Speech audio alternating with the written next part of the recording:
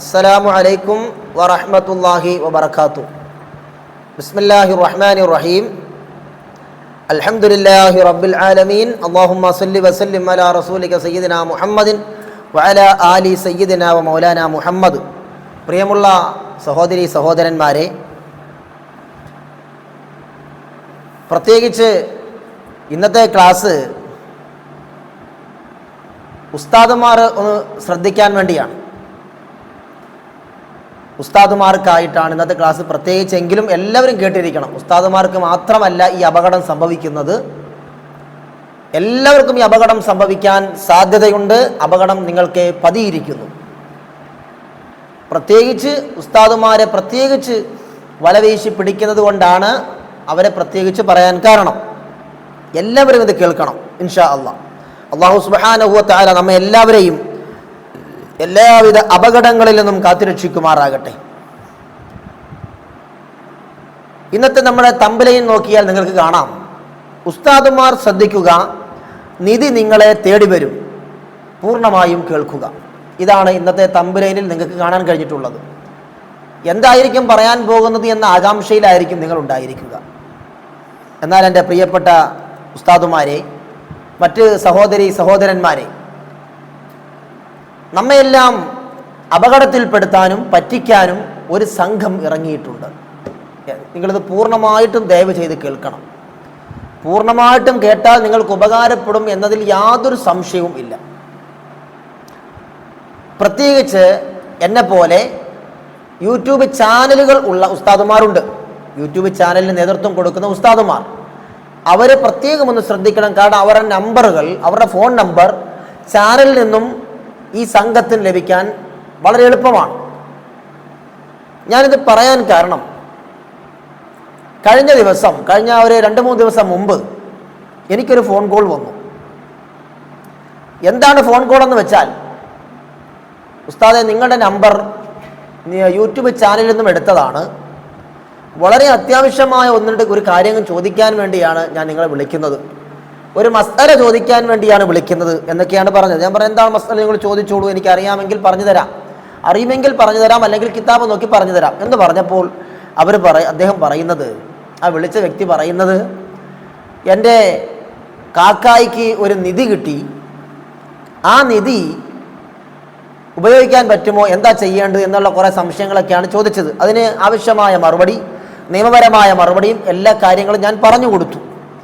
അത് കഴിഞ്ഞപ്പോൾ അടുത്ത അടവെന്താണ്, ഇത് വിൽക്കാൻ നിങ്ങൾ എന്നെ ഒന്ന് സഹായിക്കാമോ, എനിക്കിതിനെക്കുറിച്ചൊന്നും അറിയില്ല, ഒന്ന് വിൽക്കാൻ നിങ്ങൾക്കും പൈസ തരാം, അല്ലെങ്കിൽ നിങ്ങൾ ആരെങ്കിലും ഒന്ന് ബന്ധപ്പെടുത്തി തന്നാൽ നമുക്ക് അവർക്ക് കൊടുക്കാം എന്നൊക്കെയായി.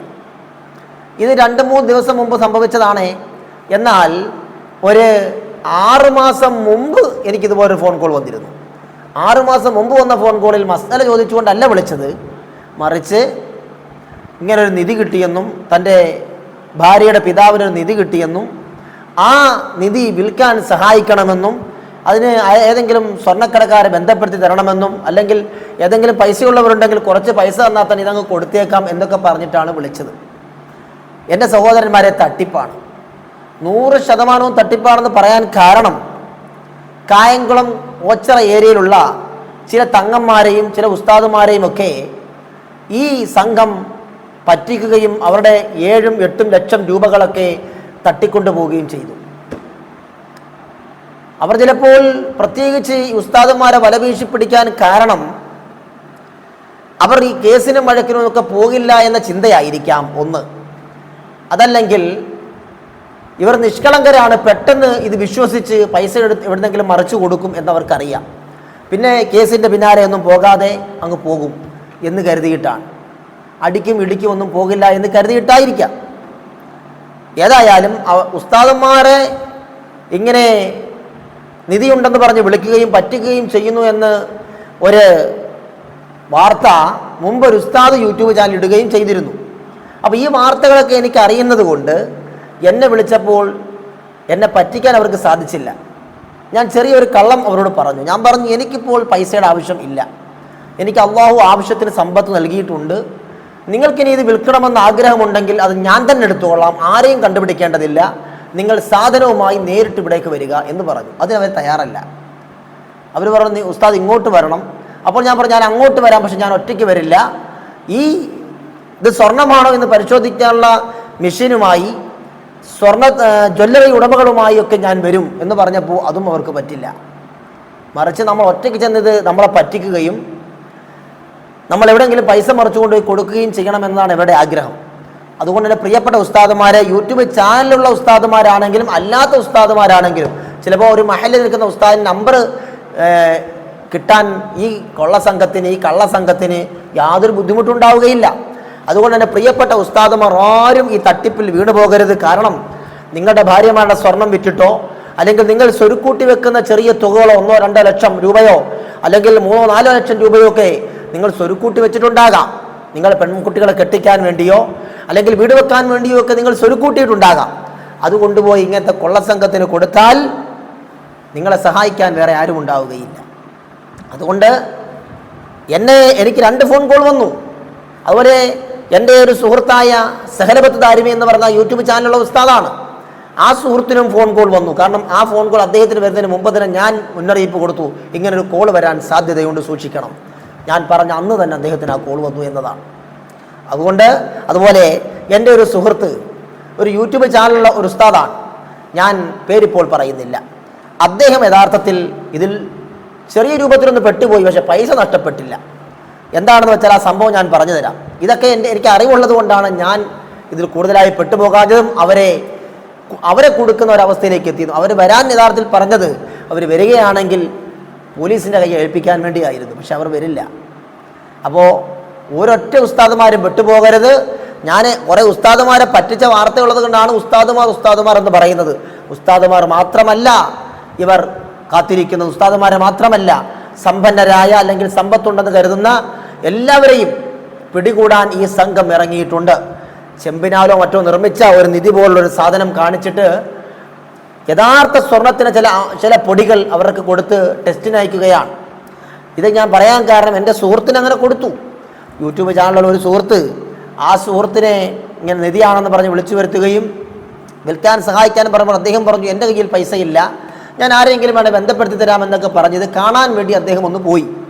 ഇത് കാണാൻ വേണ്ടി അദ്ദേഹം പോവുകയും അവർ ആ നിധി ആയി കാണിച്ച സാധനത്തിൽ നിന്ന് അല്പം കൊത്തിയെടുത്ത് ഈ ഉസ്താദിൻ്റെ കയ്യിൽ കൊടുത്തു. യഥാർത്ഥത്തിൽ അവർ കൊത്തിയെടുക്കുന്നത് നേരത്തെ കൊണ്ടുവന്ന സ്വർണത്തിൻ്റെ പൊടികൾ പൊതിഞ്ഞു കൊടുക്കുകയാണ്, ഇതിൽ നിന്ന് കൊത്തിയെടുക്കുന്നതല്ല. അതാണ് നമുക്ക് മനസ്സിലാകുന്നത്.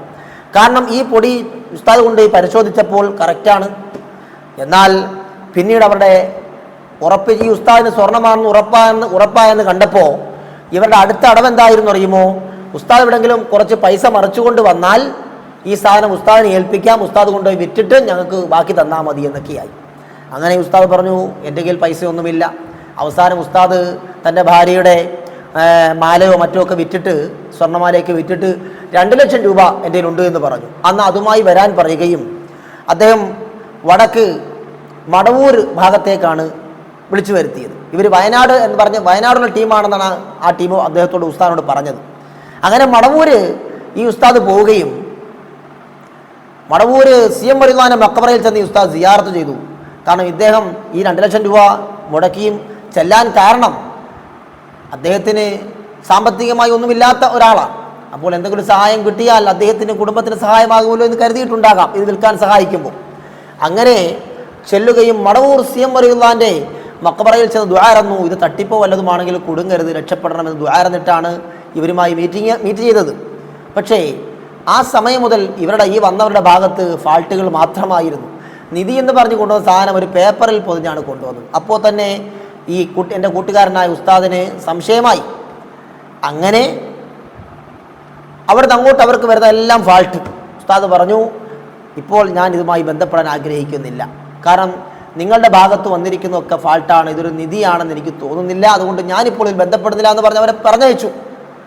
ആ ഉസ്താദ് കുടുങ്ങാതെ രക്ഷപ്പെട്ട് മഹാന്മാരായ ഔലിയാക്കളുടെ ബറക്കത്ത് കൊണ്ട് രക്ഷപ്പെട്ട് വീട്ടിൽ വന്നതിന് ശേഷമാണ് പിന്നീട് 1-2 ആഴ്ച കഴിഞ്ഞപ്പോഴാണ് ഈ കായംകുളത്തും ഓച്ചിറയും ഒക്കെ പലരും ഇതിൽ കുടുങ്ങിയെന്നും നിധിയാണെന്ന് പറഞ്ഞ് തട്ടിപ്പ് നടത്തുന്നുണ്ടെന്നൊക്കെ വാർത്ത കേൾക്കാൻ കഴിഞ്ഞത്. അപ്പോഴാണ് ആ ഉസ്താദ് അൽഹംദുലില്ലാഹ് റബ്ബിനെ സ്തുതിച്ചു, കുടുങ്ങിയില്ലല്ലോ, തൻ്റെ 2 ലക്ഷം രൂപ പോയില്ലല്ലോ എന്ന് കരുതി അപ്പോഴാണ് ആശ്വാസമായത്. ചുരുക്കി പറഞ്ഞാൽ അതുപോലെ തന്നെ ഈ സംഭവവുമായി ബന്ധപ്പെട്ട് ഇതുപോലെ വേറെ പല ഉസ്താദുമാരെയും വിളിക്കുകയും പറ്റിക്കുകയും പലരെയും പറ്റിക്കുകയും ചെയ്ത ഈ സംഘത്തെക്കുറിച്ച് ഒരു ഉസ്താദ് യൂട്യൂബിൽ ഒരു വീഡിയോ ചെയ്തിട്ടുണ്ടായിരുന്നു. ആ വീഡിയോയിൽ ആ ഉസ്താദിന്, ഈ വീഡിയോ ചെയ്ത ഉസ്താദിനെയും ഈ സംഘം വിളിക്കുകയും ആ സംഘത്തിനെ പോലീസിനെ കൊണ്ട് കുടുക്കുകയുമാണ് ആ ഉസ്താദ് ചെയ്തത്. എന്നതുപോലെ ആ ഒന്നോ രണ്ടോ സംഘം കുടുങ്ങിയാലൊന്നും ഈ സംഘം തീരുന്നില്ല. ഇത് വലിയ സംഘമാണ്, വിശാലമായൊരു സംഘമാണ്. അതുകൊണ്ട് നമ്മളവരെ കൊടുക്കാനും പോകണ്ട, പിടിക്കാനും പോകണ്ട. പോലീസുകാർ അവരെ ഡ്യൂട്ടി ചെയ്യട്ടെ, പിടിച്ചുകൊള്ളട്ടെ. നമ്മളതിൻ്റെ പിന്നിൽ തൂങ്ങാൻ പോയാൽ നമുക്കും അതിൻ്റെ ബുദ്ധിമുട്ടായിരിക്കും. അതിൻ്റെ മുന്നിൽ നമ്മൾ പോകേണ്ടതില്ല. അത് നിയമപാലകരുണ്ട്, അവർ പിടിക്കട്ടെ. അതുകൊണ്ട് പറയാനുള്ളത്, ഒരു ഉസ്താദുമാരും കുടുങ്ങരുത്, ഒരു ഉസ്താദുമാരല്ലാത്തവരും കുടുങ്ങരുത്, ആരും കുടുങ്ങരുത്. യൂട്യൂബ് ചാനൽ ചെയ്യുന്നവരാണെങ്കിലും അതുപോലെ തന്നെ അല്ലാത്തവരാണെങ്കിലും ഇങ്ങനെ നിധിയുണ്ടെന്ന് പറഞ്ഞ് വിളിച്ചാൽ അവരുടെ നമ്പർ പോലീസിന് കൈമാറുക. ഇങ്ങനെ തന്നെ ഒരാൾ വിളിച്ചിട്ടുണ്ട്. എങ്ങനെ നിധിയുണ്ടെന്ന് പറഞ്ഞ ഒരാൾ വിളിച്ചു, മുമ്പ് ഓച്ചറയിലും അവിടെയൊക്കെ തട്ടിപ്പ് നടത്തിയ സംഘമായിരിക്കാം അത് എന്ന് പറഞ്ഞ് ഈ നമ്പർ ആർക്ക് കൊടുക്കുക? പോലീസ് സ്റ്റേഷനിൽ ഏൽപ്പിച്ച് നമ്മൾ അതിൽ നിന്ന് പിന്മാറുക എന്ന് എല്ലാവരെയും അറിയിക്കുകയാണ്. ഇങ്ങനെ ഒരു കാര്യം അറിഞ്ഞപ്പോൾ ആരും കുടുങ്ങാനോ ആരും തട്ടിപ്പിന് ഇരയാകാനോ പാടില്ല എന്നതുകൊണ്ട് ഞാൻ എല്ലാവരെയും അറിയിച്ചതാണ്. ഇൻഷാ അള്ളാഹ് എൻ്റെ പ്രിയപ്പെട്ട ഉസ്താദുമാരല്ലാത്തവരും ഈ വീഡിയോ എല്ലാവർക്കും ഷെയർ ചെയ്ത് കൊടുക്കണം. എല്ലാവർക്കും ഷെയർ ചെയ്യണം, ആരും കുടുങ്ങാതിരിക്കട്ടെ. നമ്മുടെ സഹോദരന്മാരല്ലേ, അവർ മുസ്ലിമീങ്ങളായാലും ഹിന്ദുക്കളായാലും ക്രൈസ്തവരായാലും ഉസ്താദുമാരായാലും ഉസ്താദുമാരല്ലാത്തവരായാലും ബിസിനസ്സുകാരായാലും ജോലിക്കാരായാലും ഗവൺമെൻറ് ജോലിക്കാരായാലും ആരും കുടുങ്ങാതിരിക്കട്ടെ ഇങ്ങനെയുള്ള സംഘത്തിൻ്റെ കയ്യിൽ. കാരണം ഇവരൊക്കെ ഹറാമായ രൂപത്തിൽ പൈസ ഉണ്ടാക്കാൻ നടക്കുന്നവരാണ്, അന്യവൻ്റെ മുതൽ തട്ടിപ്പറിക്കാൻ നടക്കുന്നവരാണ്. അതുകൊണ്ട് ഇൻഷാ അള്ളാഹ് എല്ലാവരും ഈ വീഡിയോ മറ്റുള്ളവരിലേക്ക് ഷെയർ ചെയ്ത് കൊടുക്കണം.